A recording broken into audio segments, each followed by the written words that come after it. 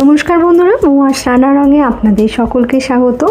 বাইরে এখন খুব গরম পড়েছে, আর এই গরমে আমি বানিয়েছিলাম জাম দিয়ে একটা শরবত, আর সেটারই রেসিপি আমি আপনাদের সঙ্গে শেয়ার করে নিচ্ছি।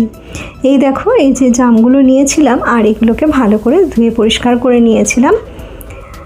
জাম খাওয়া শরীরের জন্য খুবই ভালো, জাম সুগার পেশেন্টের জন্য তো খুবই ভালো, আবার তার সঙ্গে সঙ্গে এতে ভিটামিন সিও থাকে, অ্যান্টিঅক্সিডেন্ট থাকে, যা শরীরের জন্য খুবই ভালো। আমি জামটাকে ধুয়ে নিয়েছিলাম আর এইভাবে ছুরির সাহায্যে জামের শাঁসটাকে আমি বের করে নিচ্ছি আর বীজটাকে ফেলে দেবো। বাজারে কিন্তু এখন সবচেয়ে দামি ফল বলতে গেলে এই জাম, বেশ দাম দিয়েই কিন্তু এই জামকে কিনতে হয়। আর আমাদের ছোটোবেলায় তখন গাছ থেকে পেরেই খাওয়া হয়ে যেত, তখন আর পয়সা দিয়ে জামকে কিনতে হতো না।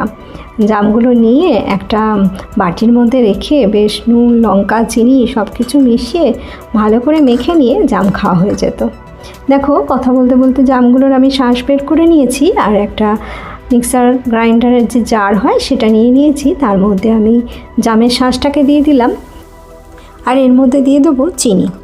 তবে চিনিটা আমি ব্যবহার করছি, তোমরা যদি চিনি না দিতে চাও তাহলে কিন্তু নাও দিতে পারো, চিনি না দিয়েও এটা কিন্তু বানিয়ে খেতে পারো। চিনি এখানে 2 চামচ দিলাম, আর দিলাম চাট মশলা একটু, ব্যাস আর কিছুই লাগবে না। এটাকে আমি একদম মিহি একটা পেস্ট করে নেবো, মানে এটাকে খুব মিহি করে কিন্তু বেটে নেবো। বাটাটা একদম মিহি করে বেটে নিতে হবে। আমি এতে কোনো জল ব্যবহার করলাম না, তোমরা চাইলে এতে কিন্তু 2টো আইসের টুকরো দিয়ে দিতে পারো, আর দিয়ে সেটাকে খুব ভালো করে একদম মিহি একটা পেস্ট তৈরি করে নেবে। দেখো, এটা আমার একদম পেস্ট হয়ে গেছে, আর কত সুন্দর একটা কালার হয়েছে দেখতে পাচ্ছ, তাই শরবতটাও কিন্তু খুব সুন্দরই হবে। 2টো আমি গ্লাস নিয়ে নিয়েছি, আর তাতে দেখো 2 টুকরো করে আমি লেবু দিয়ে দিয়েছি, আর লেবুটার সাথে সাথে আমি এতে দিয়ে দিলাম একটু পুদিনা পাতা। তো এই 2টো পুদিনা পাতাকে আমি ছোট ছোট করে একটু হাত দিয়ে কুচিয়ে এর মধ্যে দিয়ে দিচ্ছি।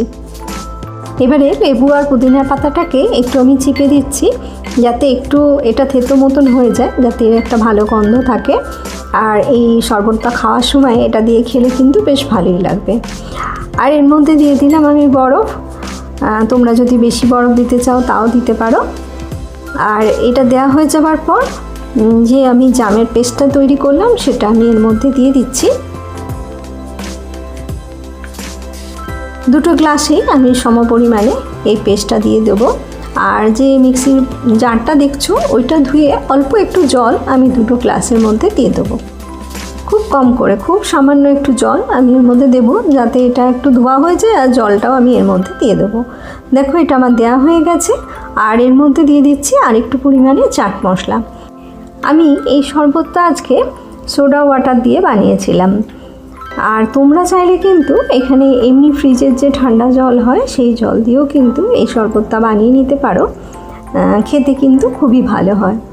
আমি এতে দিয়ে দিলাম সোডা ওয়াটার। এটা দিয়ে দেওয়ার পর আর কিছুই দেওয়ার নেই, এটা একদমই রেডি হয়ে গেছে এই শরবতটা। গরমের দিনে এরকম ঠান্ডা ঠান্ডা হেলদি শরবত তোমরা বানিয়ে অবশ্যই খেয়ে দেখো, ভালো লাগবে। এর মধ্যে আমি দিয়ে দিচ্ছি একটু চিয়া সিড, যেটা আমার আগেই ভেজানো ছিল, আমি সেটা এতে অল্প করে একটু দিয়ে দিলাম। দিয়ে দেওয়ার পর আমি এটাকে ঠান্ডা ঠান্ডা সার্ভ করে দেবো। এটা খেতে কিন্তু বেশ ভালো হয়। আমি গার্নিশিংয়ের জন্য একটা করে পুদিনা পাতা এতে দিলাম। আর কত সহজে একটা হেলদি কিন্তু শরবত তোমাদের আমি করে দেখালাম। আশা করি তোমাদের ভালো লেগেছে, আর এই রঙটাও কিন্তু বেশ সুন্দর হয়েছিল, আর খেতেও হয় কিন্তু বেশ ভালো। যারা এখনও এইভাবে বানাওনি তারা অবশ্যই বানিয়ে ফেলো, আর কেমন হলো আমাকে জানাতে একদমই ভুলো না। ভালো লেগে থাকলে একটা লাইক করে দিও। আমি আবারও চলে আসবো এরকমই নতুন কোনো রেসিপি নিয়ে। তোমরা ভালো থেকো, সুস্থ থেকো।